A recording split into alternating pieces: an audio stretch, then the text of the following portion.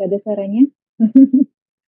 Ya, selamat pagi, di kelas PM ya, elektromagnetik sebelum libur. Sudah diberikan kode presensi di chat, waktu 20 menit untuk entry ya.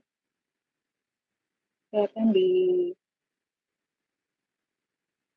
konfirm dulu kehadirannya. Baik, alhamdulillah kita bertemu di pagi ini, semoga kabar sehat dan sudah di rumah masing-masing ya, di luar Surabaya. Habis baterainya ternyata.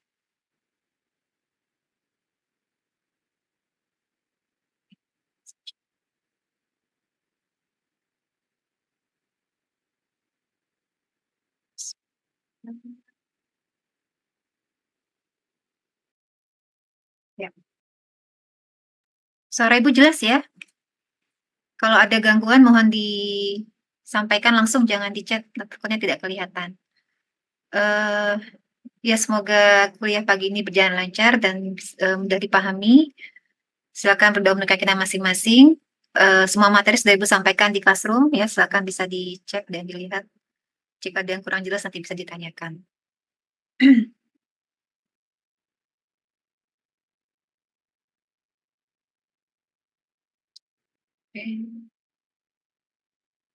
Ya, hari ini kita masih melanjutkan diskusi tentang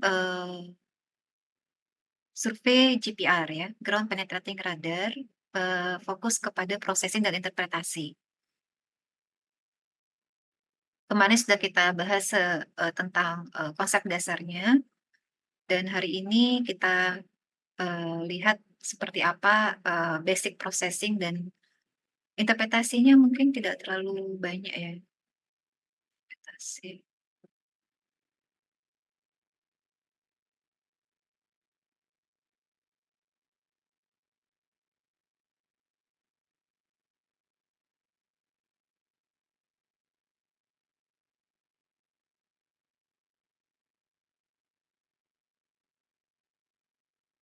Ya, nanti insya Allah pertemuan Ibu menawarkan di grup di classroom sebenarnya untuk besok Rabu sore kuliah pengganti yang sudah yang minggu kemarin tidak ada ya. Jika berkenan kita akan melanjutkan diskusinya nanti di Rabu sore jam 15.30. Nanti insya Allah setelah Lebaran kita masuk ke survei yang lain, yaitu VLF ya. Ada ujian nanti masuk ke magnetotelurik. Jadi kita hari ini masih membahas tentang GPR.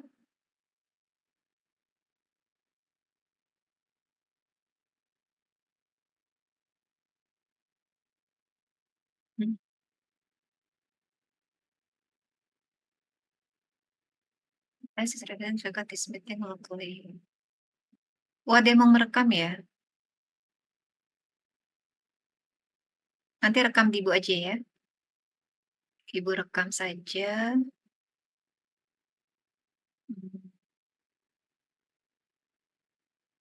Nanti Ibu share ininya. Recording in progress. Link drive-nya.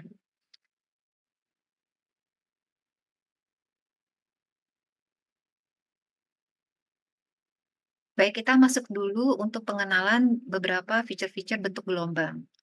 Jadi kalau kita bergerak di namanya gelombang elektromagnetik, maka kita harus mengetahui dulu apa istilahnya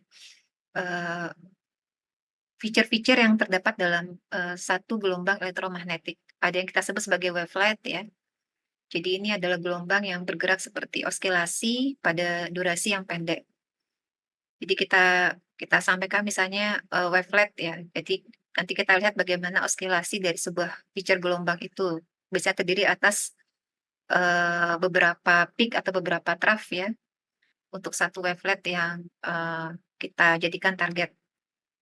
Di wavelet ini adalah oscilasi dari gelombang yang bergerak pada durasi yang pendek. Kemudian ada bandwidth. Bandwidth ini adalah range frekuensi. Range frekuensi. Jadi dalam satu bandwidth itu bisa ada beberapa nilai frekuensi ya. Mulai dari low hingga high frekuensi. Ini kita sebut sebagai bandwidth.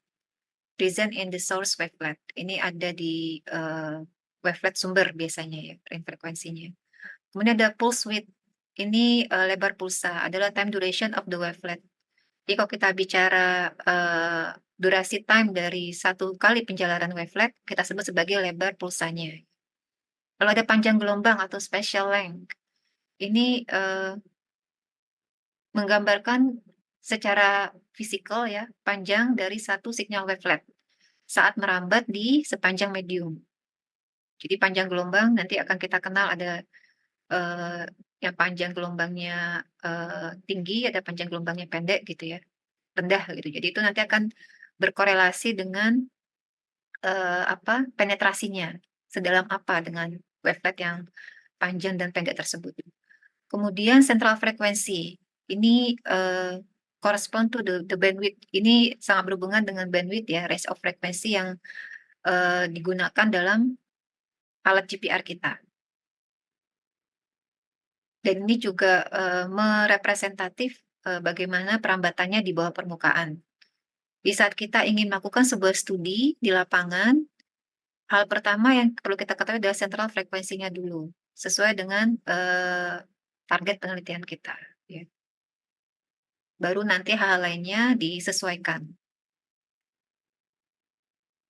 Nah, di sini kita lihat hubungan dari term-term atau istilah-istilah yang terdapat dalam satu gelombang elektromagnetik, hubungan antara central frekuensi dan pulse width ya, atau tadi ya lebar pulsa itu adalah time duration, yaitu central frekuensi sama dengan seperdelta T. Jadi wavelet yang panjang itu akan mengandung informasi frekuensi yang rendah karena dia berbanding terbalik ya. Jadi wavelet yang dia panjang mengandung informasi frekuensi yang rendah. Jadi nanti kalau di data kita itu nanti kita lihat kalau ada wavelet yang cukup panjang ya, panjang gelombangnya itu bisa jadi itu dia mengandung frekuensi yang rendah. Tapi biasanya kalau GPR itu sudah hilang karena teratenuasi. Kecuali kalau kita bergerak pada instrumen dengan low frekuensi seperti MP ya, passive source, itu bisa kita dapatkan dengan baik citranya atau displaynya.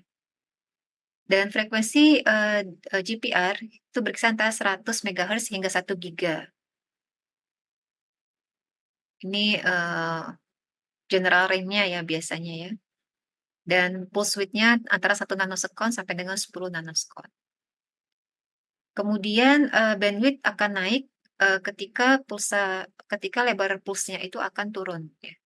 Jadi tadi bandwidth itu adalah range frekuensi.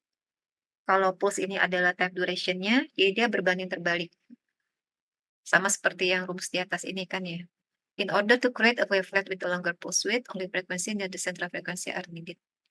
Jadi kalau kita ingin tahu tadi ya,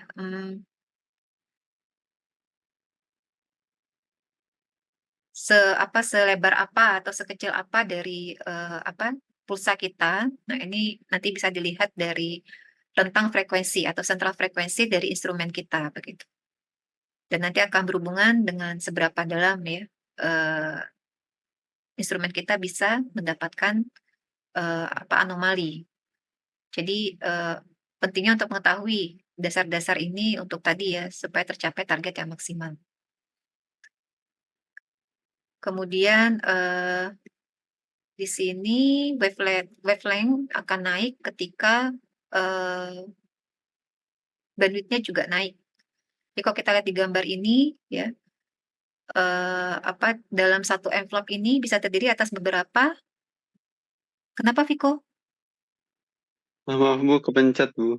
Oh, kepencet. Silakan kalau dalam penjelasan Ibu ada yang kurang jelas langsung raise hand aja ya, atau langsung di interrupt saja. Nah, dalam satu envelope ini, satu panjang gelombang ini akan terdiri dari beberapa frekuensi. Jadi panjang gelombang ya, panjang gelombang yang dia jadi spatial length yang dia semakin besar, ini bisa jadi akan terdiri atas pulsa-pulsa atau delta T yang juga lebih bervariasi gitu maksudnya. Semakin kecil, panjang gelombangnya, kemungkinan adalah, variasi waktunya juga semakin kecil. Nah, dari gambar ini sudah terlihat sangat jelas ya, untuk panjang gelombang yang besar, dia mungkin terdiri atas, informasi beberapa, time atau waktu yang, eee, lebar gitu ya, atau banyak gitu. Begitu juga, kalau kita lihat dia punya panjang gelombang yang, kecil, jadi time duration-nya juga tidak terlalu, banyak atau tidak terlalu bervariasi. Dan ini frekuensinya lebar ya, frekuensinya tinggi. Bisa dilihat dari, medan penyusunnya ya, yaitu listrik dan magnet. Tetapi nanti akan ada asumsi tertentu yang kita, berikan dalam setiap, high atau low frekuensi method yang ada di elektromagnetik, eksplorasi. Seperti di GPR ini kita asumsikan bahwa konduktivitasnya ternyata tidak dominan. Dominan adalah konstanta dielektriknya ya, terutama saat bumi kita itu sangat resistif, tidak konduktif. Nah, ini yang disebut dengan istilah wave regime approximation, pendekatan pendekatan, bagaimana kita menganalogikan bahwa saat GPR ini bekerja, nilai konduktivitas itu sangat kecil. Nah, di sini kita mengasumsikan bahwa bumi itu non-permeable, di mana, mu sama dengan mu nol, artinya permeabilitas itu sama dengan permeabilitas ruang hampa, sehingga bisa kita sederhanakan persamaan kecepatan gelombang radionya adalah tergantung kepada nilai konstanta dielektrik. Yang memang, apa istilahnya, parameter fisis yang berhubungan dengan, konsep perambatan, sinyal GPR.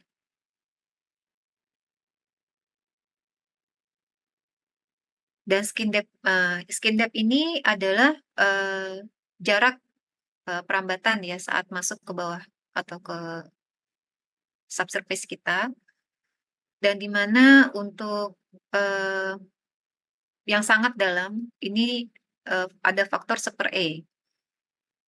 Reduce to, 37% of its original amplitude. Jadi kalau untuk yang sangat jauh masuk ke dalam itu bisa ditentukan oleh faktor 1/e. Tetapi karena memang, di GPR ini sifatnya adalah hanya perambatan gelombang saja ya, tidak terjadi difusi yang masuk jauh ke dalam bumi, sehingga biasanya, apa, skin depth-nya memang tidak terlalu dalam ya. Faktor-faktor, apa, karakter antena, kemudian center frekuensi tadi yang berpengaruh dalam perlambatan gelombang GPR.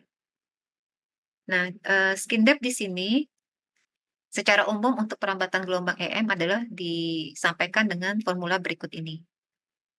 Dan kita asumsikan bahwa untuk, apa, jika yang dominan adalah apa, perambatan di permukaan, di mana konstanta dielektrik yang berperan dibandingkan konduktivitas dan kondisi bumi tadi dianggap resistif, maka persamaan, skin depth yang kita gunakan adalah yang pertama. Untuk GPR kita pakai yang kedua, di mana konduktivitas lebih kecil dibandingkan konstanta dielektriknya, 0,053 akar dari permitivitas relatif per konduktivitas. Dan seperti yang Ibu sampaikan di pekan lalu bahwa di gelombang, GPR ini juga terjadi proses-proses karakteristik perambatan gelombang, yaitu transmisi, refleksi, dan refraksi. Di mana untuk penentuan, sinyal refleksi atau, disimbolkan dengan R, yaitu, rasio antara reflected amplitude dan incident amplitude ya. Ini penerapan hukum apa, Snellius ya, yaitu akar dari konstanta dielektrik 1, kita analogikan ada dua lapisan di mana E1 ini apa, dianggap lebih tinggi dibandingkan E2, dan akar dari epsilon 1 ditambah akar dari epsilon 2. Kemudian untuk, transmission-nya adalah transmitted amplitude per incident amplitude, rasio antara amplitude transmisi dan, amplitude yang gelombang datang.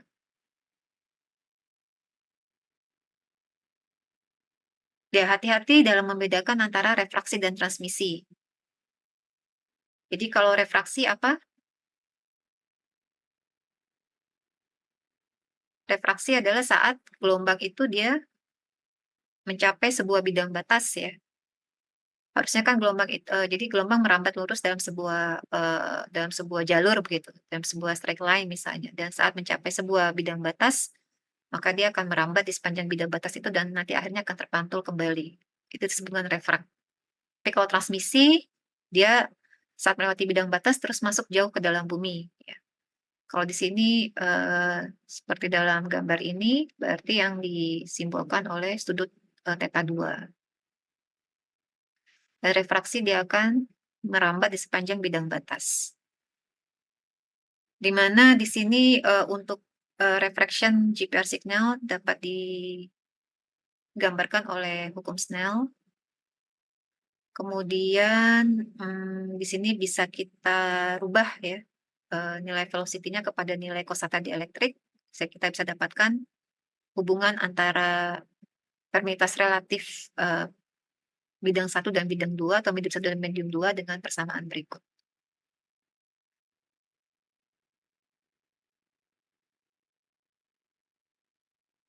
Nah, di sini ada beberapa karakter-karakter yang terjadi ya berdasarkan sifat kosata dielektriknya.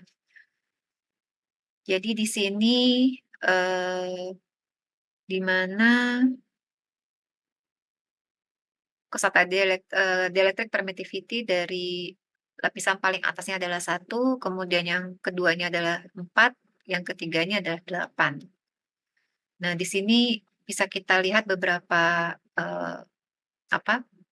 yang harus kita perhatikan ya dalam perambatan dengan perbedaan nilai permittivitas dielektrik atau kosata dielektrik dari medium-medium ini, di mana GPR signal akan merambat secara cepat pada nilai permittivitas dielektrik yang rendah. Kita lihat yang dekat dengan udara ya, di dekat dengan permukaan ini dia punya nilai 1, maka dia akan merambat dengan cepat sinyal GPR-nya. Kemudian panjang gelombang GPR ini akan besar ketika permittivitas dielektriknya ini rendah. Jadi wavelength-nya ini akan besar ya, istilahnya saat dia masuk ke sebuah medium dengan nilai permittivitas relatif yang rendah, maka dia akan membentuk sebuah pola wavelength yang besar dan nanti akan mengecil sesuai dengan nilai dari permittivitas dielektriknya. Kemudian bagian sinyal yang tertransmisi dari material atau medium, the less dielectric medium represent cause signal to spread out. Jadi di sini saat sinyal dia tertransmisi masuk ya ke bawah permukaan, kemudian dia masuk kemudian dari material yang lebih dielektrik kepada material yang dielektriknya lebih rendah, misalnya dari tanah ini ke udara. Nah, ini akan terjadi istilahnya persebaran ya. Kan dia akan tertransmisi, kemudian refrak ya terpantulkan, kemudian dia akan refrak berada di bidang batas.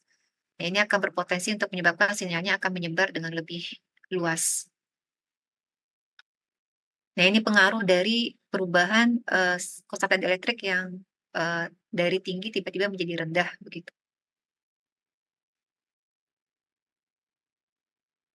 Ini harusnya ada penjelasannya ya. Kemudian ini untuk contoh sebuah konduktor yang terpendam di bawah tanah. Misalnya pipa ya, tong logam begitu. Yang dia konduktif, highly conductive. Jadi kalau dia highly conductive, sangat kontras dengan lingkungan sekitarnya, dia akan menghasilkan sebuah perfect reflection. Sebuah refleksi yang bagus dan kuat dibandingkan lingkungan sekitarnya. Sehingga saat ditangkap oleh receiver kita itu akan mudah dideteksi ya, tanpa perlu difilter begitu. Notice that because there is a non-observable through the conductive body.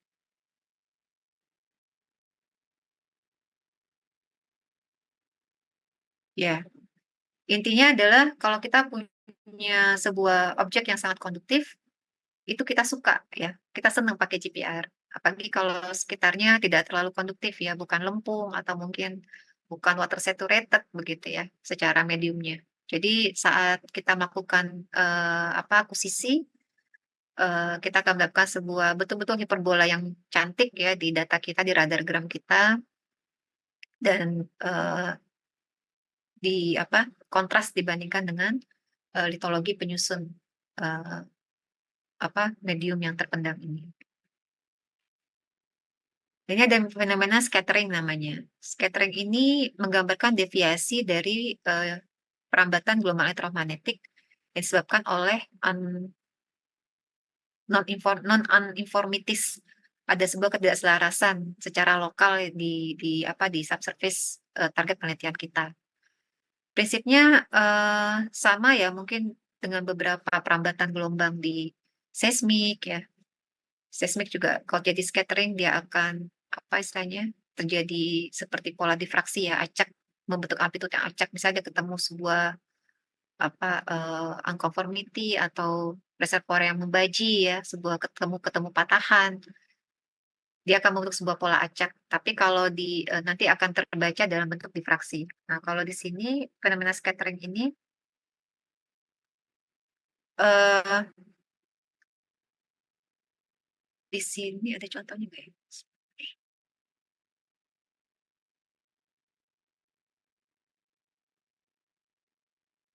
Kita coba lihat ya sumber-sumber scatteringnya. Irregular surface shape of larger buried objects. Jadi kalau kita lihat bentuk dari objek terpendam kita itu ternyata sangat sangat nggak flat ya, irregular surface shape.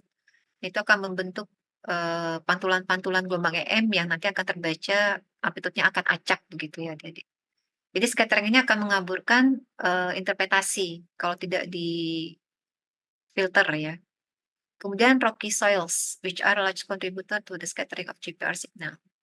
Jadi tipe-tipe tanah yang dia sangat rocky, karena memang gelombang M itu akan memantul kemana saja, saat dia memantul kepada setiap penyusun batuan di tanah itu, maka dia akan membentuk sebuah pola yang scatter atau acak ya di radargram kita. Kemudian bubble bubble ya, bubble gas yang terperangkap di es, kemudian clutter made up of small buried objects. Jadi istilahnya Eee, objek-objek yang kecil-kecil gitu ya, yang, mungkin bukan menjadi concern kita atau mungkin concern kita juga karena dia sangat banyak begitu, akhirnya dia akan membentuk sebuah pola-pola hiperbola yang acak di data kita. Nah ini, scattering.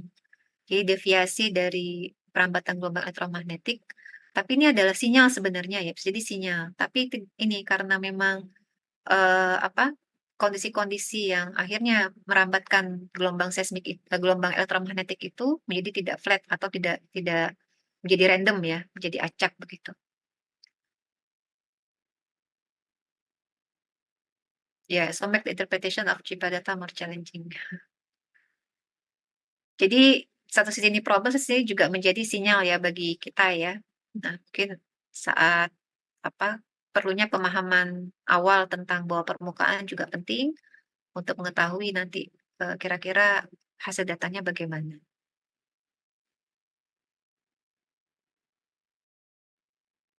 Jadi bagaimana GPR bekerja, what to look for in GPR output, will it work, what will it cost, defined exactly. Nah, ini ada pertanyaan-pertanyaan basic yang akan dijawab dalam survei GPR. Jadi bagaimana GPR-nya bekerja, waktu konsep kemarin sudah Ibu sampaikan ya, adanya transmitter dan receiver, ada source aktif yang kita injeksikan ke bawah bumi, dan itu nanti akan menghasilkan beberapa, tipe gelombang ya. Ada direct, ada reflect, ada, noise dan lain-lain. Dan, ini yang akan terlihat dalam GPR kita, bentuk-bentuk apa yang kita harapkan ya. Apakah kalau kita studi sedimen bentuknya flat, kalau kita studi suatu, feature-feature, utilitas bentuknya hiperbola begitu ya. Ini akan, sangat tergantung dari, hasil radargram kita seperti apa. Kemudian, will it work, what will it cost, kita juga menghitung berapa besar biayanya, efisiensi dan pengambilan data, bagaimana cara bekerjanya ya. Artinya untuk efisiensi dan efektif dari pengambilan data lapangan, untuk bisa mencapai hasil yang maksimal itu eh, ada cara pengaturannya.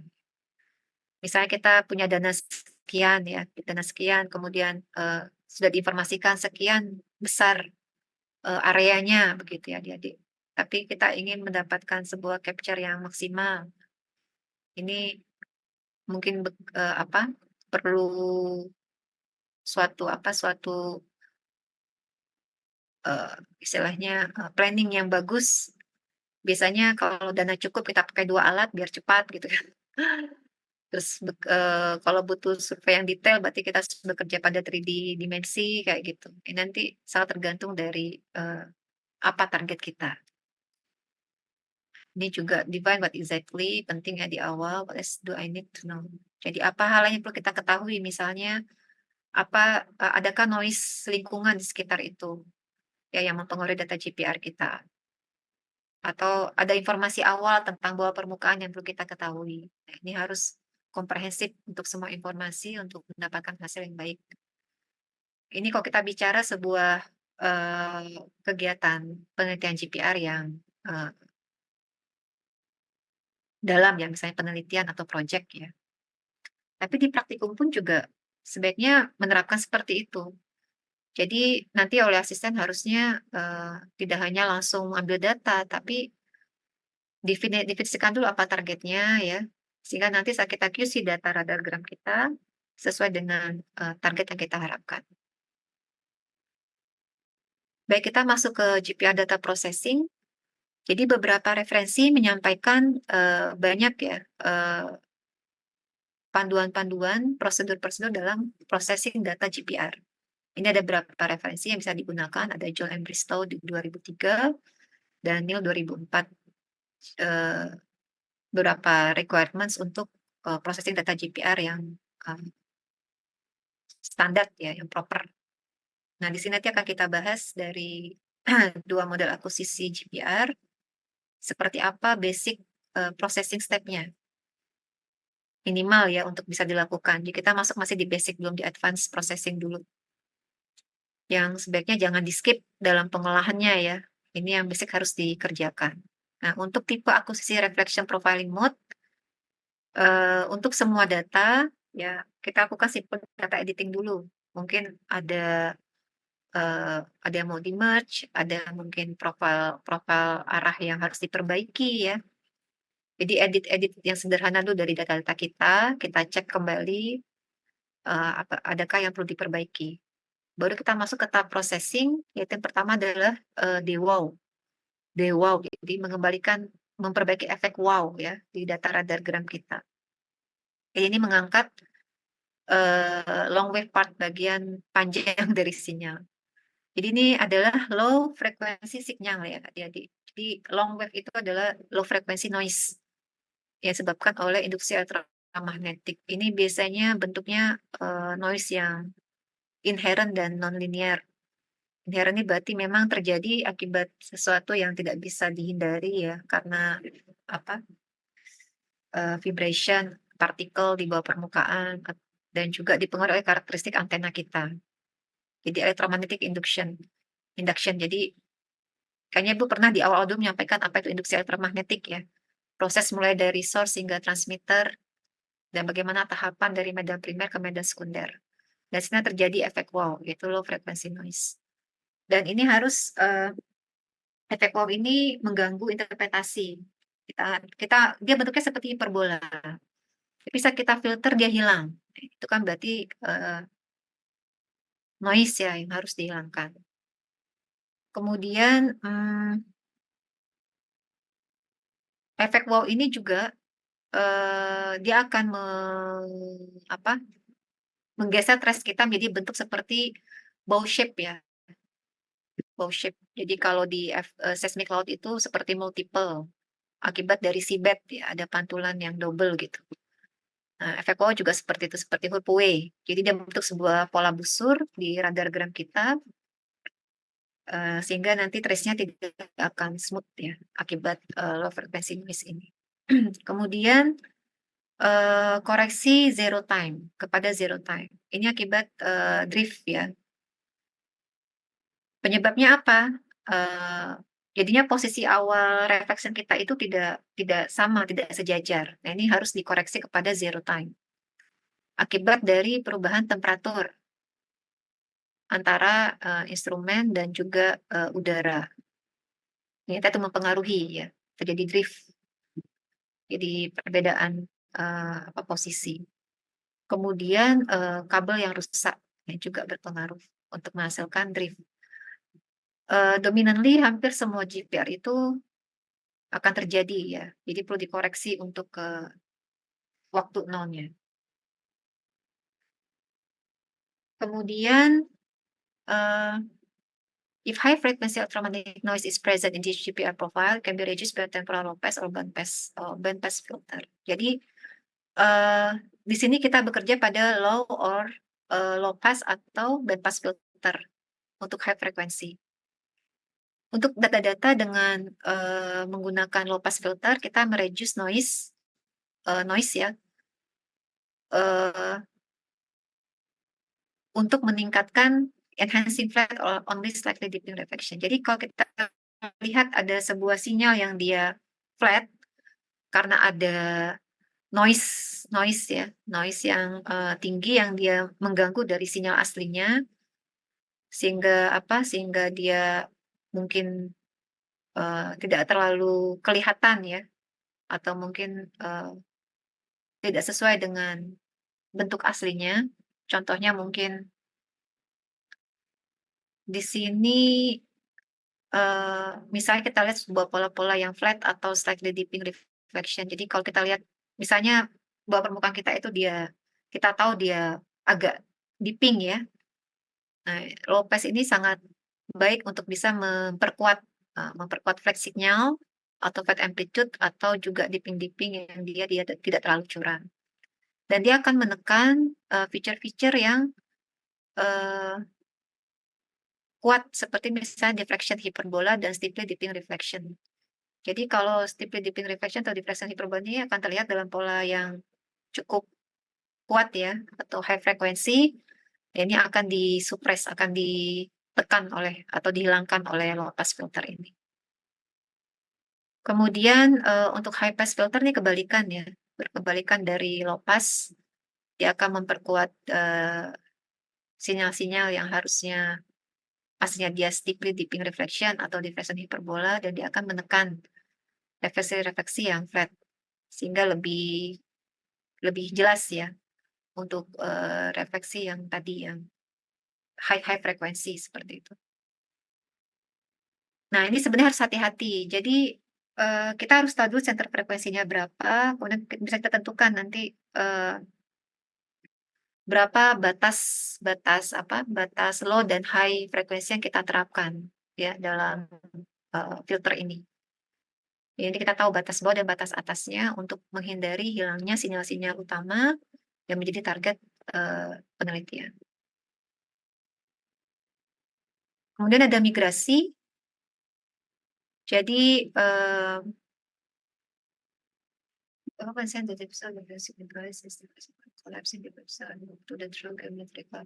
ya, migrasi ini seperti seismik sebenarnya, dia akan mengembalikan, amplitude kepada posisi yang sebenarnya. Jadi misalnya kita lihat ada suatu pola yang agak turun misalnya ya dalam data kita lakukan migrasi tiba-tiba dia berubah yang flat jadi seperti hiperbola, kemudian yang hiperbola jadinya akan flat begitu, akan terkebalikan. Nah, ini nanti harus bisa harus confidence ya, mana yang betul, before or after migrasi begitu.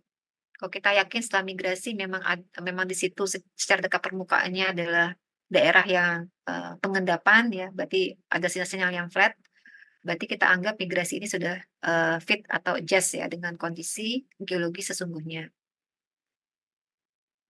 Nah, di sini ada disarankan bahwa kita harus menentukan dulu, biasanya yang digunakan adalah, velocity migration. Nah, kita harus menentukan dulu berapa nilai velocity di, eee, tanah ya, di dalam tanah, sebelum kita mengaplikasikan migrasi ini. ada penentuan base velocity ya, apakah sudah sesuai atau belum. Kemudian tahap selanjutnya adalah atenuasi untuk meningkatkan sinyal akibat terjadinya atenuasi atau wave spreading ya di bawah permukaan dari sinyal GPR. Atenuasi terjadi karena karakter geologinya ya bisa jadi seperti itu ataupun persebaran yang memang sangat luas ya di bawah permukaan dan dia terus masuk jauh ke dalam dan ternyata itu terjadi atenuasi sehingga kita menggunakan di sini namanya AGC atau Automatic Gain Control. Ini akan mencoba equalize ya, menyamakan semua amplitude di setiap trace. Nah, ini biasanya akan sesuai informasinya dengan kondisi bawah permukaan. Jadi jangan takut juga mengaplikasikan AGC ini ya. Bisa jadi nanti saat AGC diaplikasikan itu, ternyata yang dekat permukaan itu akan hilang, justru yang lebih kuat ada di bagian bawah. Karena memang litologinya mungkin fit ya dengan kondisinya. Mungkin dia perselingan pasir atau mungkin shell poros begitu. Sehingga nanti amplitudenya akan lebih kuat. Tapi dekat permukaan ternyata mungkin litologi yang lebih halus gitu ya. Sinyalnya akan lebih soft amplitudenya. Kelihatan tapi akan lebih soft dibandingkan lapisan yang di bawahnya. Ini kan kita harus bisa confident dengan hasilnya dan menyesuaikan dengan kondisi geologi lokal yang menjadi objek penelitian. Last processing step adalah depth conversion and elevation correction. Depth conversion pasti ya, kita akan konversinya kepada kedalaman untuk tahu betul posisi dari objek kita. Dan nanti di CMP kita lakukan analisis velocity ya.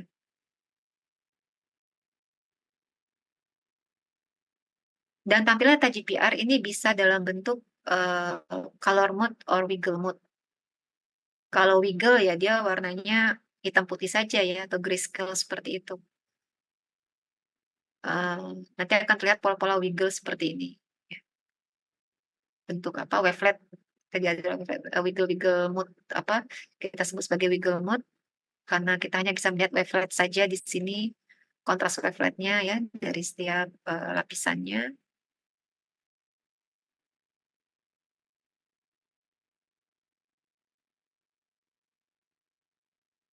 Nah, nanti tergantung dari masing-masing interpreter lebih mudah mana yang untuk menginterpretasi apakah wiggle mode or color mode. Jadi kalau misalnya color mode itu biasanya kalau dia tidak terlalu banyak variasi, ya itu mudah diinterpretasi. Tapi kalau sudah banyak sekali warnanya, itu akan menyulitkan. Jadi cenderung biasanya kita bergeraknya di wiggle mode ya. Jadi memang ini akan punya kelebihan dan kekurangan masing-masing dari setiap interpreter yang memakainya, apakah mau dalam mode warna atau dalam bentuk mode amplitude ya, seperti itu. Nah, untuk CMP mode ini mirip dengan proses dalam data profiling. Ada DEWO, ada time zero correction, dan gain. Ini seharusnya diaplikasikan. Isi datanya dapat menggunakan low-pass filter. Ya. Tujuan dari CMP tentunya untuk menentukan kecepatan gelombang elektromagnetik. Sama seperti seismik ya, kita menerapkan CMP adalah untuk menentukan kecepatan. Dan di sini root mean squares velocity dapat ditentukan dengan dari analisis semblance atau kita melakukan picking terhadap waktu tiba dari refleksinya dan meletakkannya atau kita fitkan kepada diagram waktu terhadap jarak. Nanti kita dapatkan intercept-nya, dari intercept itu kita lakukan perhitungan kecepatan menggunakan Dix analysis. Jadi ini ada referensi yang menyampaikan dalam penentuan kecepatan dan juga bisa menentukan berapa volumetrik dari kandungan air menggunakan Tops relationship. Jadi hubungan empiris antara permeabilitas dielektrik relatif dengan kandungan air. Ini bisa dilihat di referensi Top et al. 1980. Ya. Ini gambaran CMP mode. Jadi receiver dan transmitter ini bergerak pada offset yang sama. Dan ini nanti akan menghasilkan direct wave in air, direct wave in ground ya. Di first reflectornya akan membentuk reflective waves. Ini akan transmisi sampai ke medium selanjutnya. Ini adalah citra dari radargram kita. Bagaimana kalau direct wave ini yang pertama kali muncul, kecepatannya paling tinggi kecepatannya, disusul oleh direct wave in ground, dan nanti terakhir reflective wave ya, yang kecepatannya paling rendah. Nah, kedalaman penetrasi dari gelombang GPR dikontrol oleh center frekuensi, electrical conductivity, dan atenuasi dari deposit subsurface, dari litologi yang di bawah permukaan. Ya. Jadi, low loss deposit allow center frequency to achieve a large penetration depth, whereas high center frequency results in lower penetration depth. Jadi, kalau dia frekuensi tengahnya atau center frekuensinya rendah, maka dia akan penetrasinya akan tinggi ya. Sebentar, baterai ibu habis. Jadi semakin rendah center frekuensinya, maka penetrasinya akan semakin tinggi atau semakin dalam. Dan semakin tinggi center frekuensinya, maka penetrasinya akan semakin rendah. Dia hanya mencapai di dekat permukaan saja ya. Ini ada beberapa referensi untuk hubungan antara penetrasi dengan center frekuensinya. Misalnya untuk 40-50 MHz, ini bisa mencapai dalam hingga 40 meter. Atau untuk mencapai 10-25 meter, kita bisa menggunakan 100 MHz. Untuk 200 MHz, penetrasinya sekitar 5-15 meter. Dan kalau few meter saja, untuk beberapa meter saja di bawah permukaan, itu adalah menggunakan frekuensi yang tinggi, 500-1000 MHz. Dan tadi ya, bahwa semakin poros, dia akan gelombang elektromagnetik akan semakin mudah untuk merambat, akan semakin cepat. Ditentukan oleh dry, clean sand and gravel, or space sandstone. Jadi maksimum penetration akan sangat dipengaruhi oleh beberapa litologi yang dia sangat mudah merambatkan gelombang GPR. Dry, clean sand and gravel. Kalau gravel kan dia poros ya, di atas beberapa tersusun atas beberapa tipe-tipe micro rocks seperti itu. Or sandstone. Sandstone kan juga batuan yang poros dibandingkan clay dan shell. Ini tadi sudah kita bahas di atas tentang skin depth. Nah, Ibu recall kembali bahwa untuk menentukan kedalaman GPR adalah dengan persamaan berikut ya, 0,0059 per akar dari konstanta dielektrik atau permeabilitas dielektrik. Dan depth ini akan sangat dipengaruhi oleh tadi ya kondisi bawah permukaan, ya material-material penyusun di bawah permukaan. Kalau kita ketemu pasir, gravel, dan dry clean sand tadi kita sangat senang sekali ya, dia terpenetrasi dengan maksimal begitu. Dan spasial konfigurasinya bagaimana. Jadi saat pengambilan data, di akuisisi data itu untuk bisa mendapatkan hasil yang bagus tergantung dari model lintasannya atau cara lintasannya.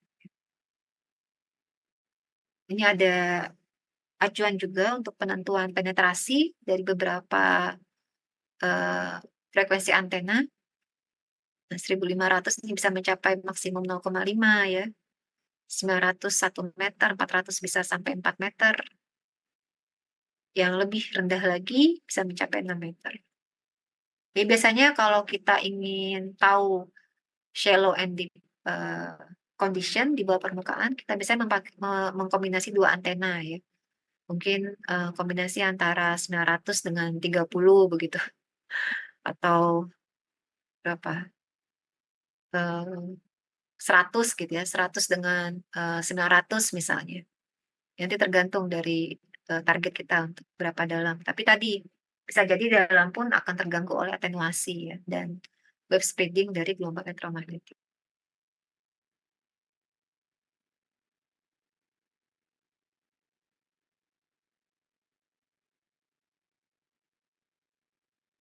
Ya ini how fast the GPR signal is attenuated tergantung kepada electric conductivity dari mediumnya. Ya ada rumusnya bisa kita tentukan berapa atenuasinya. Kemudian untuk low loss materials di mana konduktivitas ini mendekati 0 untuk material yang apa istilahnya padat ya, agak padat begitu ya. Sehingga atenuasinya akan turun dengan formula berikut.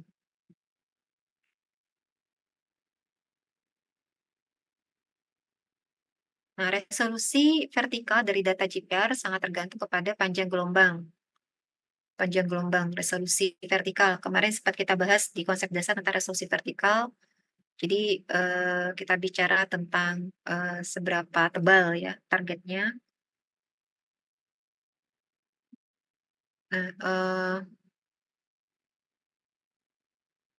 Nah, ini pengaruh dari panjang gelombang, kemudian frekuensi dan juga velocity-nya. Kemudian kalau kita bicara resolusi horizontal, distance between two reflectors should at least 1/4 sampai setengah dari panjang gelombang.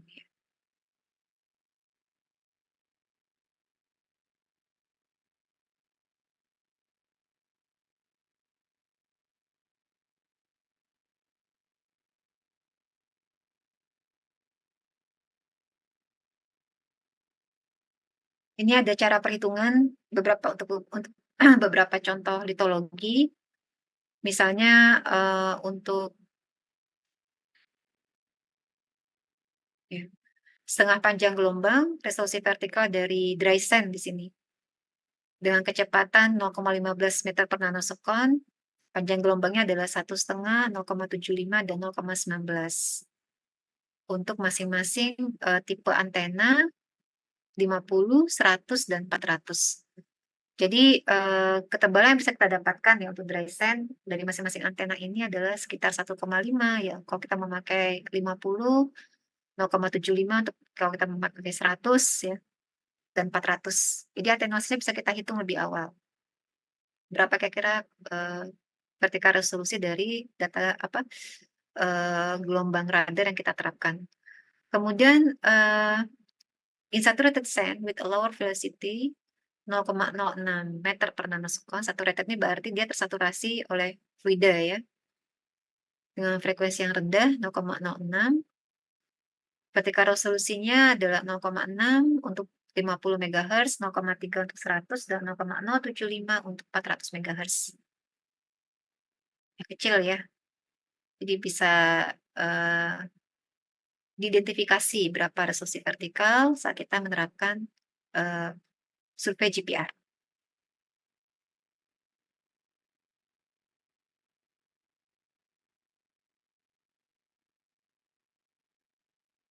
Nah, terlihat di sini di sebelah kanan perbandingan antara center frekuensi 100 dengan 200. Terlihat bahwa vertikal resolusi akan semakin baik di center frekuensi yang lebih rendah di 100 MHz ya. Lihat pola ketebalan yang direpresentatif oleh amplitude yang lebih jelas dibandingkan yang 200 MHz.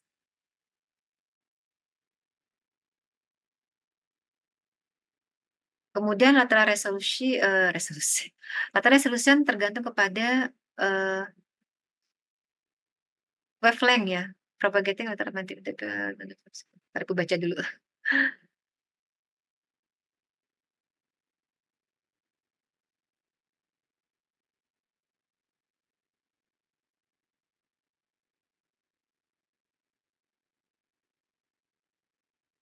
Oh iya. Nah, jadi memang pentingnya ada kontras yang baik. Terkadang memang challenging-nya itu adalah tidak ada kontras karena medium kita itu, objek kita itu konduktif, bertemu juga dengan lingkungan yang konduktif ya. Misalnya clay atau sedimen dengan kandungan air dan dia juga mengandung garam kalau di sini ilustrasinya seperti itu. Nah, sebaiknya, GPR ini memang akan sangat baik kita terapkan di sebuah resistif sedimen atau batuan yang resistif ya, agar kontras dari anomalinya semakin bagus. However ya itu kondisi idealnya, tapi ya faktanya tidak semudah itu ya. Ini mungkin dalam proses datanya harus kita main-mainkan. Dan biasanya kalau dengan GPR itu akan sulit terlihat, di-combine dengan metode lain. Jadi sebagai pendukung data GPR-nya. Kemudian, ketika kita menggunakan unshielded antenna atau apa, antena yang dia ada terpisah antara transmitter dan receiver begitu, unshielded antenna. Sebab surface reflection, propagation electricity sources. Nah, ini gangguan-gangguan yang terjadi kalau kita menggunakan unshielded antenna. Jadi dia akan menangkap apa saja kan ya di sekitar saat kita melakukan akuisisi data, gerakan pohon, akar pohon tuh bisa menjadi terdeteksi begitu. Apalagi kalau itu resistif kan ya. Kemudian power lines, air ya, tambak-tambak air, kolam begitu. Perumahan-perumahan. Jadi apa saja yang terdapat di permukaan itu akan diidentifikasi oleh GPR profile kita.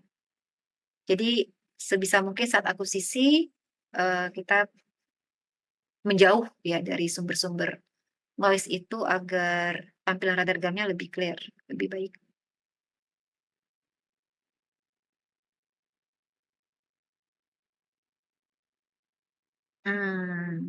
Ya ada pertanyaan dulu sampai sejauh ini?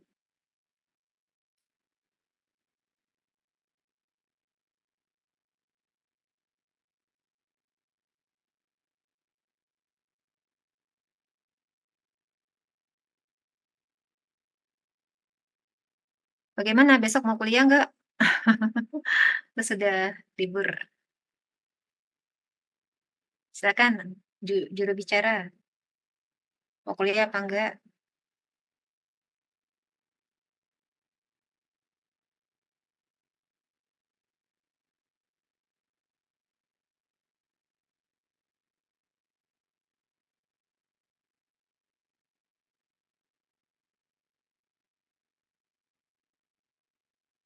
Hmm.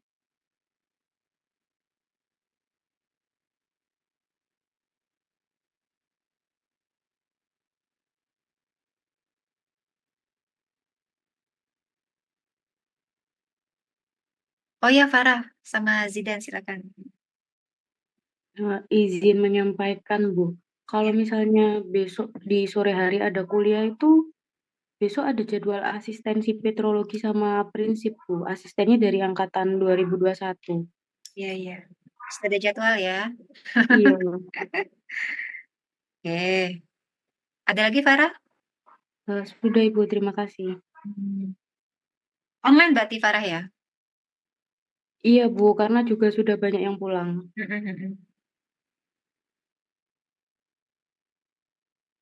Berarti nggak ada kuliah? Setelah lebaran aja? Atau ada rekom waktu lain adik-adik? Maksimal Kamis mungkin ya, karena Jumat Ibu sudah mudik rencananya insya Allah. Jadi waktu efektifnya hanya sampai Kamis pekan ini. Silakan Zidan menyampaikan apa? Oh iya Bu, izin bertanya Bu, terkait tadi Ibu sempat mention yang ini ya Bu ya, sempat jadi dalam GPR itu bisa memakai 2 antena frekuensi ya Bu ya? Iya, Nah, benar. maksudnya 2 antena frekuensi itu apakah dalam 2 antena, 1 receiver, 1 transmitter, atau dalam 1 transmitter itu ada 2 antena yang berbeda frekuensi Bu? Benar. Semakin berkembangnya alat GPR itu bisa dapat 2 center antena dalam satu alat. Ini mau kita beli Zidan insya Allah. Namanya wide range. Kita bekerja nanti pada range 30 sampai 800 MHz ya kalau nggak salah ya, lupa. Jadi semakin berkembangnya alat GPR, kita bisa memakai 2 frekuensi dalam satu waktu pengambilan. Kalau dulu sebelumnya konvensional kita runningnya 2 alat, beda center frekuensinya. Tapi sekarang sudah semakin meningkat dan semakin mahal. di atas 1 M ya harga alatnya, kita bisa bekerja dalam satu waktu untuk mengaktifkan 2 senter frekuensi. Begitu Zidan. Oh, baik Bu. Berarti, itu tidak bertabrakan Kak, Bu, pada saat dia mentransmisikan pulse-nya? Saya penasaran di situ ya, Bu. Enggak. Apa bagaimana ya, Bu? Enggak, sangat tidak.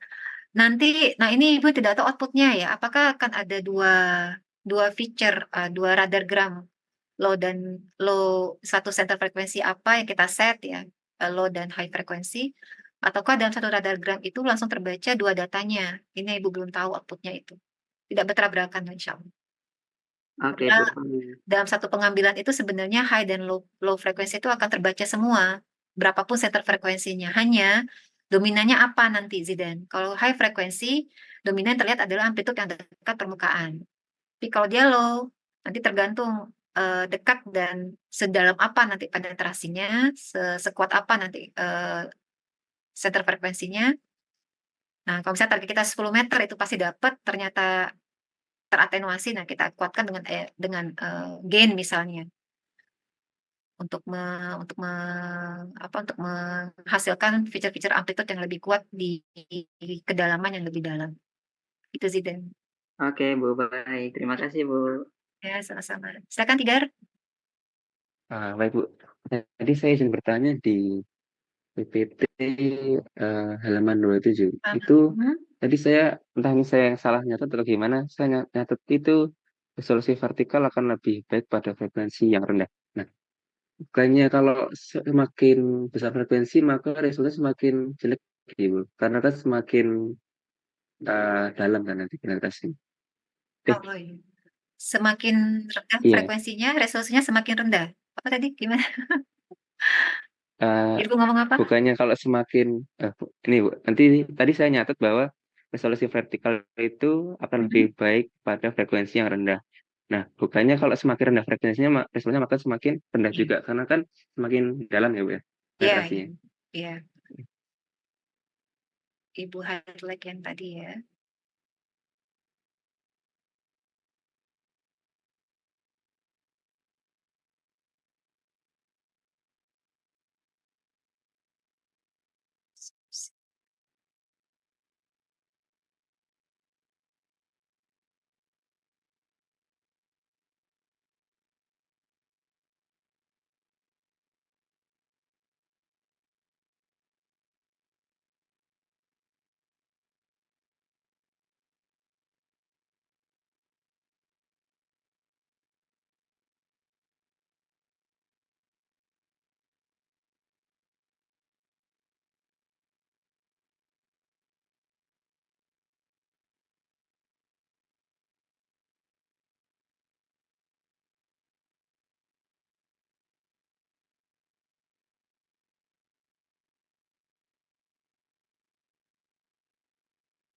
Yang ini bukan ya? Perhitungan ini. Oh ya, di yang 37 ada yang 2 gambar itu, di mana yang 100 MHz itu kayaknya lebih jelas daripada yang 200 MHz. Ya ini, secara theoretically kan kita bisa menghitung ya, berapa vertikal resolusi dari target litologinya. Jadi kalau secara teoritis itu kita bisa membedakan panjang gelombang dari 2 refleksi itu setidaknya 1/4 sampai setengah panjang gelombang. Atau setengah sampai 1 panjang gelombang ya. Ini ada 2 referensi yang menyampaikan seperti itu.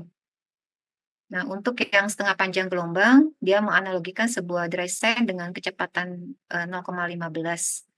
Jadi sebenarnya high and low frekuensi itu tidak mesti misalnya kita bilang high frekuensi dia pasti resolusi tinggi. Iya, tapi untuk dekat permukaan. Tapi nanti tergantung lagi kepada litologinya. Artinya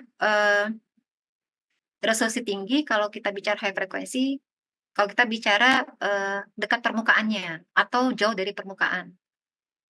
Seperti itu. Tapi kalau kita tadi bicara resolusi artinya membandingkan antara 2 reflektor dari litologi-litologi penyusun yang ada di bawah permukaan itu, maka bisa kita dapatkan ketebalannya berapa.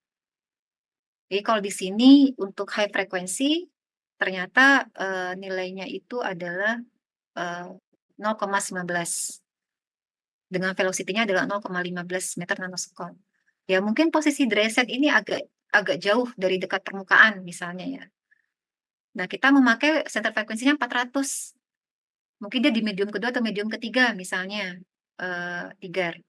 Nah ternyata untuk mengcapture itu bisa kita dapatkan ketebalannya adalah sekitar 0,19 berdasarkan teoritis formula tadi begitu. Jadi kalau bicara dekat atau jauh dari permukaan, high frekuensi tentu dia akan menghasilkan citra dekat permukaan yang lebih baik secara resolusi. Resolusi ini berarti penampakan ya, display di radar gram kita. Tapi kalau kita bicara tadi ketebalan dari masing-masing litologi, dimanapun nanti posisinya tergantung dari center frekuensi yang kita terapkan.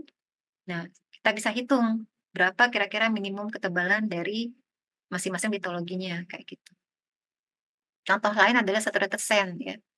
Ini dia tidak menceritakan dia pada medium keberapa dari bawah permukaan. Tapi kita bisa hitung kira-kira resolusinya berapa.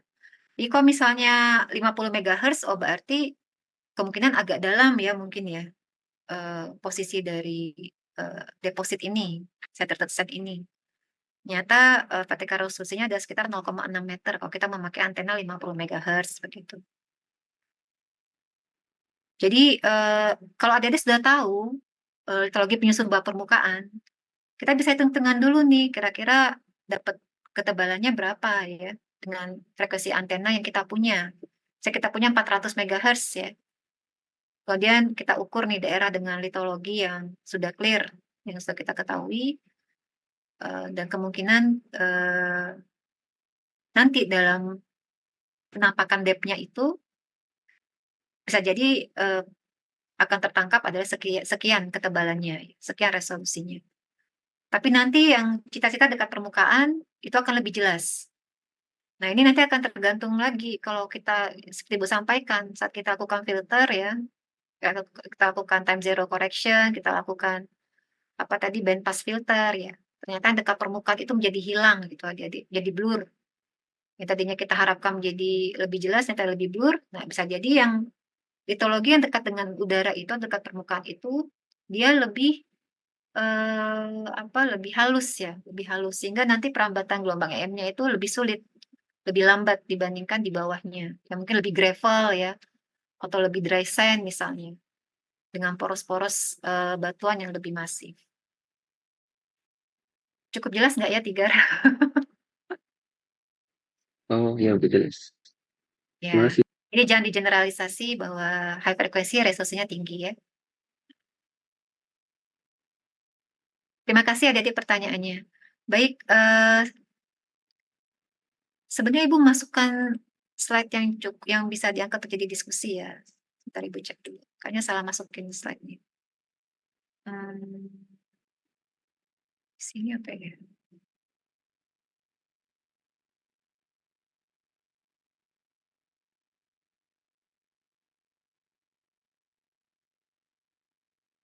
Oh iya, harus ke Oke. Buat like dulu.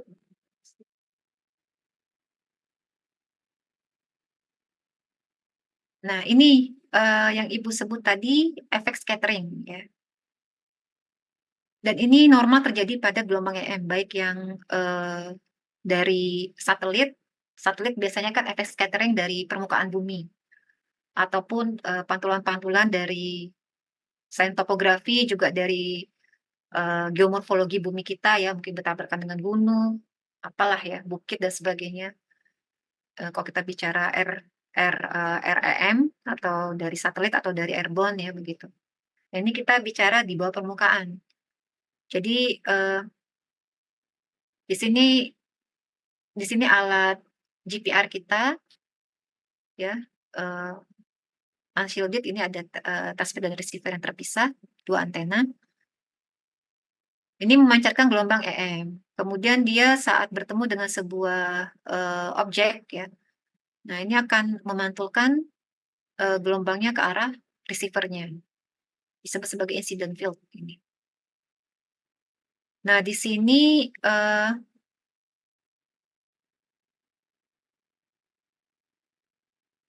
Bisa jadi kita masukkan kategorinya adalah irregular surface shape. Mungkin dia bentuknya apa?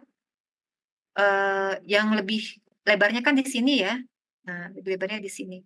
Jadi yang akan tertangkap lebih baik yang akan tertangkap di radar gram kita itu akan lebih lebar nanti bentuk hiperbolanya. Nah, karena dari bentukan inilah ini akan bisa kita interpretasi bahwa ini sebuah anomali yang lebih lebar gitu. Mungkin apa ya, intrusi kah atau atau mungkin apa ya? Ya gravel yang besar gitu mungkin ya. Nggak tahu. Ini kita ibaratkan seperti itu. Jadi medan scatteringnya ini saat dia terrefleks ke permukaan, persis di pola yang lebih lebar, ini akan membentuk seperti pola anomalinya. Nah, beda dengan yang sebelah kanan. Saat misalnya nanti gelombang M ini akan menyentuh bagian yang kecil, ya, dari si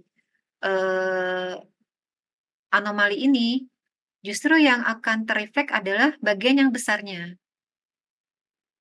Karena dia tidak cukup kuat ya untuk memantulkan kembali, ya, gitu ya. Atau mungkin juga posisi dari si gelombang M ini tidak tepat persis kepada si bagian kecilnya dari anomali ini. Sehingga nanti akan terpantulkan itu adalah bukan ke arah receivernya. Alhasil adalah anomali tidak akan tertangkap oleh alat kita. Karena dia terefleksinya ke bagian yang tidak ada receiver kita. Gitu. Jadi ini salah satu bagaimana fenomena scattering ya. Fenomena scattering. Karena bentuk objek kita ini yang tidak beraturan ya. Jadi kalau kita menyentuh bagian yang lebih lebar, ini akan terpantulkan lagi dengan baik ke receiver. Tapi kalau menyentuh bagian yang tidak lebar begitu ya adik-adik, maka dia tidak akan terpantulkan lagi ke receivernya. Maka bahkan efek scattering ini akan naik ke permukaan yang bukan pada posisi line dari receiver kita. Ini efek scattering. Kalau dia irregular shape ya seperti ini. Ini kita sebut sebagai fenomena scattering. Nah, sehingga kita lihat hiperbola yang kita hasilkan dalam radar gram itu akan bermacam-macam. Kita lihat dulu gambar yang sebelah kiri ya. Ini ada sebuah terowongan ceritanya, studi geoteknik. Kita lakukan profiling di sini. Nah, hiperbola ini bisa terbaca oleh radar gram kita berdasarkan posisi-posisi dari tiap radar gram yang merambat di atas terowongan ini. Contohnya yang merah ya, posisi radar gramnya di sini. Dia akan tertangkap oleh trace yang ini.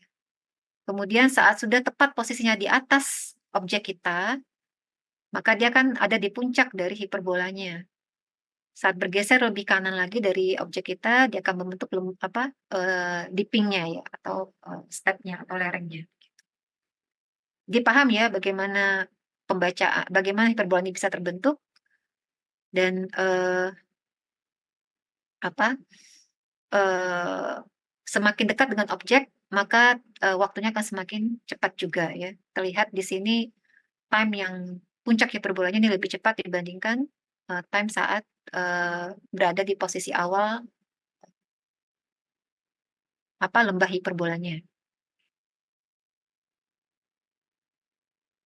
Nah, seperti itu. Kita bisa tahu persis kedalaman dari objek kita saat si GPR ini tepat di puncaknya hiperbola ya. Di posisinya itu harus tepat persis di atas objeknya, kita bisa menentukan dengan tepat berapa kedalamannya. Seperti itu. Nah, untuk yang gambar sebelah kanan, ini ukuran hiperbola kita ini akan bermacam-macam. Ada yang size, kita lihat ini misalnya objeknya pada kedalaman yang sama, tetapi lebarnya tidak sama ya. Ini lebih besar diameternya, ini lebih kecil. Sehingga nanti hiperbolanya akan mengikuti dari size ukuran objek kita itu. Semakin lebar berarti objeknya akan semakin besar. Semakin lebar hiperbola yang kita hasilkan, berarti objeknya semakin besar. Kemudian kedalaman yang tidak sama misalnya. Ternyata untuk objek yang lebih dalam, dia akan menghasilkan hiperbola yang lebih lebar, adik-adik. Tadi ya, karena efek waktu sampainya di receiver kita, sehingga dia akan menghasilkan sebuah hiperbola dengan lebar yang lebih besar dibandingkan objek yang lebih dangkal. Kemudian velocity-nya akan sangat tergantung kepada litologi dari penyusun bawah permukaan. Untuk soil velocity, kedalaman dari penetrasinya adalah 5 meter. Untuk yang fast soil velocity, ya, kita lihat di sini untuk objek yang kedalamannya tidak sama, ya, tapi dia berbeda mediumnya, kita bisa menghitung bahwa nilainya adalah 5 meter. Nah ini artinya kecepatan gelombang radar akan sangat tergantung dari kondisi mediumnya. Bisa jadi akan menghasilkan posisi objek yang sama saat mediumnya itu apakah kecepatannya lebih rendah atau lebih tinggi ya dibandingkan sekitarnya. Di sini kita yang untuk slow ini misalnya 0,05 meter per nanosekon ya. Dengan time velocity-nya adalah 100, kita dapatkan kedalamannya adalah 5 meter. Itu untuk fast soil 0,1 meter per nanosekon dengan time-nya ada 50, punya kedalaman yang sama itu 5 meter. Yang bawah ini adalah posisi pengambilan datanya. Jadi kalau kita letakkan dia sejajar persis dengan objek, nggak dapat apa-apa, flat saja ya. Bagi kalau objeknya itu dia punya shape yang kontras gitu. Mungkin bentuknya silinder, bentuknya bola ya, sebuah body yang ada bentuknya. Tidak akan ada citra hiperbola yang kontras dalam radar gram kita. Tapi kalau kita sudah sedimentasi itu akan beda lagi kan. Kita harapkan nanti sebuah citra amplitude yang flat.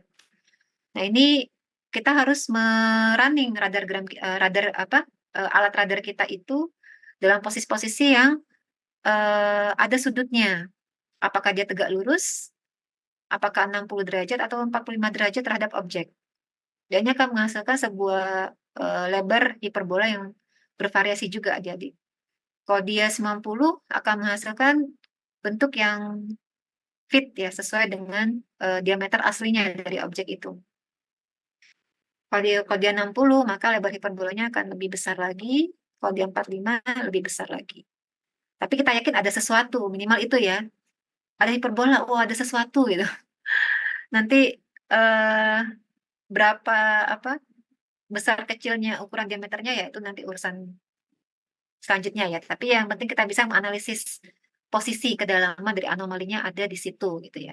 Dilihat dari pola hiperbola yang kita dapatkan dalam radar gram kita. Ya ini tambahannya. Nanti sebentar ya. Pak Ibu.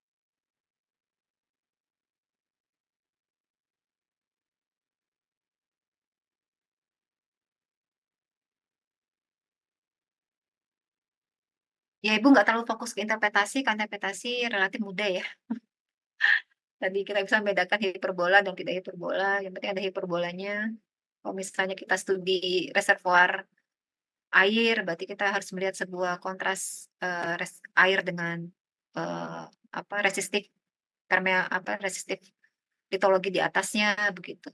Itu akan sangat mudah terlihat oleh data GPR kita. Jadi Ibu tidak terlalu fokus ke interpretasi karena relatif mudah, jadi ya kita banyak bahas processing dulu. Ya silakan Farah. Permisi Bu Win, saya izin bertanya. Saya sebenarnya mau tanya yang interpretasi sih Bu, barusan disinggung sama Ibu. Tapi Oh iya. yang di slide barusan Bu, kalau misalnya kita ketemunya objek ya Bu, tapi kita ini kurang tahu, kita ini pengukurannya itu sejajar atau tegak lurus. Iya benar. Kan tadi berefek di kurva yang dihasilkan ya Bu, atau hiperbola yang dihasilkan dia besar atau kecil. Nah, itu tuh kita nggak tahu posisi objeknya itu sejajar atau tegak lurus, atau dia itu memang kurvanya besar karena size-nya dia besar. Itu tuh cara menentukannya gimana ya Bu? Digali. Jadi buat interpretasinya gimana Bu nanti? Interpretasinya ya kita umum saja. Misalnya target kita anomali terpendam ya, apapun itu, misalnya pipa, tong ya, tong dengan dengan high conductive, mungkin tong dari logam atau besi, atau apa ya biasanya, ini rem kereta api, pokoknya dia high conductive ya, high conductive. Minimal kita dapat citra hiperbolanya dulu, dan di mana posisi anomalinya, itu dulu. Lebar kecilnya dari hiperbolanya itu nanti. Artinya kita butuh informasi tambahan nih ya. Sevalid apa dimensi dari objek kita. Karena dari GPR tadi tidak akan bisa kita simpulkan informasi tentang dimensi dari anomali itu. Itu butuh istilahnya kalau ada data awal ya, atau tadi digali para. Jadi salah satu membuktikan bahwa interpretasi kita itu benar, posisinya benar di sana, tapi kita nggak tahu seberapa besar dimensinya ya, dari panjang, lebar, atau tingginya itu, volumetriknya berapa, kita harus menggali atau tadi ada data tambahan.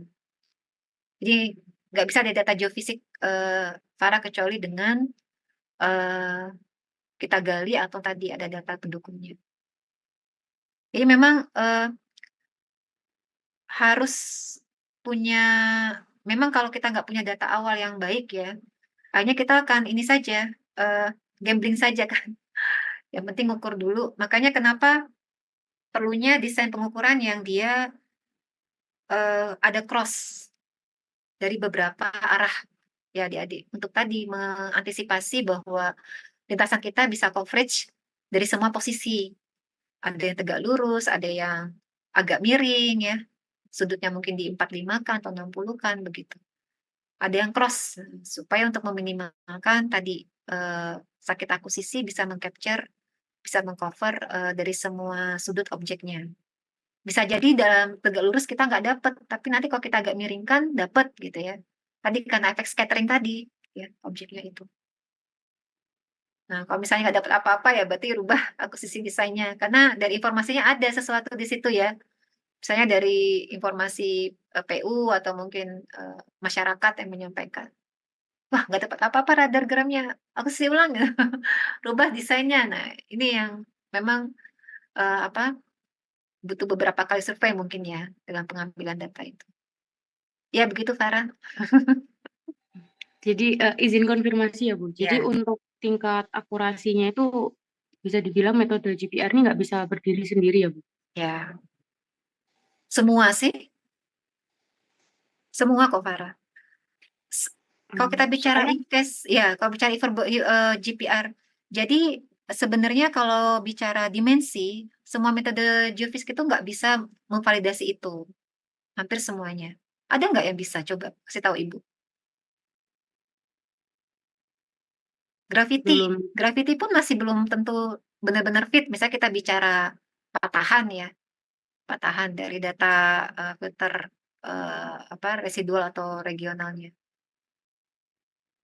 Tapi posisinya bisa kita tentukan. Hanya seberapa besar dimensinya itu yang tidak bisa. Kecuali kalau kita lakukan pengukuran, kalau dia aktif misalnya ya, kita ukur dengan GPS, track slip-nya berapa. Nanti bisa didapatkan kira-kira dimensi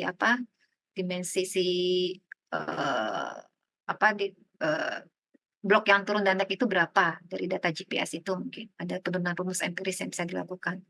Tapi hampir semua data geofisik kita tuh nggak bisa menentukan dimensi persisnya. Termasuk elektromagnetik ya. Jadi kita hanya bisa memberikan informasi posisinya dan persebarannya sampai mana. Misalnya kalau kita bicara secara horizontal, kan kalau kita profiling kan horizontal dan vertikal, distribusi dan juga kedalamannya begitu. Ya gitu Farah. Baik Bu, terima kasih. Sama-sama. Nah kombinasinya itu tadi karena kondisi-kondisi bawah permukaan yang ternyata sangat high konduktif ya adik-adik. Sehingga harus dibantu dengan mungkin resistivitas ya, geolistrik. Karena geolistrik dia sangat mudah, dia tidak terpengaruh oleh apa istilahnya konduktif dan resistif ya. Dia akan sangat mudah memisahkan itu, nah nanti akan dibantu dengan metode-metode yang seperti itu. Atau untuk tahu persebaran pakai magnetik misalnya. Kalau kita punya kontras air dan misalnya kita studi arkeologi ya, ada kontras batuan yang dia mengandung mineral-mineral khusus yang mengandung magnetik dibandingkan saturatednya. Dalam hal ini misalnya air, itu akan mudah terlihat tren persebarannya. Nah, ini mungkin bisa dibantu magnetik misalnya. Tapi untuk lokal-lokal site-nya itu mungkin kita bisa sedikit-sedikit melihat dari feature-feature amplitude yang kita picking di data radar gram kita. Tapi persebarannya sampai mana? Nah, ini yang harus dibantu oleh metode lain. Nah, nanti juga tergantung resolusi. Kadang resolusi dari magnetik dan GPR kan tidak sama ya. Ini yang mungkin jadi challenge juga saat kita melakukan interpretasi data. Ya, itu adik-adik. Ada lagi mungkin? Sebenarnya di slide akhir itu ada diskusi yang mau Ibu angkat tentang feature-feature radiogram kita ya. Bisa dibaca. Ada berapa yang sudah kita bahas sesungguhnya, dan mungkin nanti akan masuk di ujian akhir sebelum masuk ke magnetotellurik. What are the limitation? How the dielectric permittivity affect the GPR waves ya. Sekuat apa ya efek dari kontras tadi dielectric. Tadi kan Ibu bicara cepat dan lambatnya ya penjalaran gelombang. Why different hyperbola are different sizes? Tadi sudah kita bahas juga kenapa akan berbeda-beda ukuran dari setiap hiperbola ya. Harus bisa menerangkan ya jadi. Ini basic kompetensi untuk pemahaman GPR. Penetrasi kedalaman tergantung kepada apa. Kemudian basic data processing, tadi ada profiling dan juga CMP, terus dikuasai. Kemudian how are the angle crossing in GPR survey? Tadi ada untuk penentuan lintasannya ya, model lintasannya tadi ada sudut-sudut yang kita lakukan agar bisa mendapatkan hasil yang baik.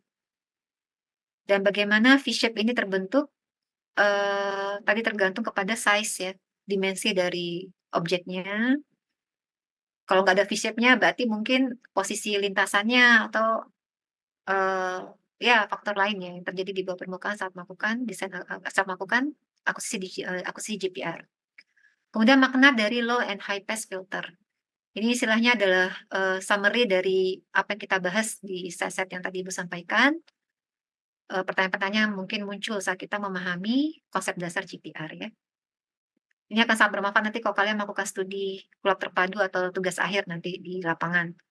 Dan biasanya pertanyaan Ibu nggak jauh-jauh dari inilah. Kalau interpretasi oke lah ya, bisa ngomong apa aja. Tapi kalau basicnya biasanya nanti akan lemah di situ adik-adik. Baik, ada pertanyaan? Sudah absen semua ya? Sudah Ibu batasi 20 menit sejak dimulai kelas. Ibu mohon maaf tidak ada klaim di luar kelas, di luar waktu presensi, seperti kesepakatan kita di minggu lalu. Jadi kalau telat masuk ya sudah telat saja. Silakan bergabung tapi tidak diabsenkan. Mohon integritas masing-masing adik-adik ya, mahasiswa, Ibu harapkan kejujurannya, apalagi puasa ya. Jangan, ya ini untuk melatih disiplin dari kita, biarpun online kita tetap hadir secara baik di kelas, begitu. Dengan tanggung jawab terhadap diri kita masing-masing. Baik, itu saja untuk pertemuan hari ini. Terima kasih dan komunikatifnya di kelas kita ya. Ibu pengennya seperti itu, kita bisa interaktif. Kalau ada yang kurang jelas bisa bertanya. Berarti pekan ini nggak ada kelas pengganti. Farah gimana, Farah? Jubir kelas. Kalau misalnya di waktu lain mungkin bisa Bu, tapi yang di Rabu mungkin kalau Ya. misalnya tetap dijalani saya izin untuk itu. Ya, infokan saja ya. Pokoknya maksimal Kamis lah adik-adik. Kalau nggak ada waktu ya sudah, berarti kita extendkan di setelah Lebaran saja kalau gitu. Ya, terima kasih banyak Ibu, mohon maaf kalau ada kekurangan. Kita tutup kelas pagi ini. Assalamualaikum warahmatullahi wabarakatuh. Alhamdulillah.